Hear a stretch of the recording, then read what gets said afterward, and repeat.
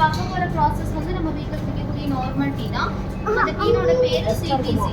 சிடிசினா fresh can curl process. இதுக்கு first process withering பண்ணணும். வெதரிங்ன்றது லீவ்ஸ்ல பறிச்சிட்டு வரும்போது ஈரம் இருக்கும், மாய்ஸ்டர். ஸோ அந்த ஈரத்தை எடுக்கிறதுக்கு இப்படி கீழே கொட்டிட்டு அடியிலேருந்து ஹாட் ஏர் சூடான காற்று மூலியமா காய வச்சிருவாங்க. காய்ஞ்சதுக்கு அப்புறம் இந்த பாக்ஸ் ஓப்பன் பண்ணி இங்கிருந்து கீழே தள்ளுவாங்க. கீழே க்ரஷ் பண்ணும் 40 மினிட்ஸ்ல. ஒரே ஒரு பிளான்ட்ல நம்ம 4 டைப்ஸ்ல டீ எடுக்கிறோம். ஸோ அதாவது ஒயிட் டீ தனியா, கிரீன் டீ தனியா, லீஃப் டீ தனியா, பவுடர் டீ தனியா.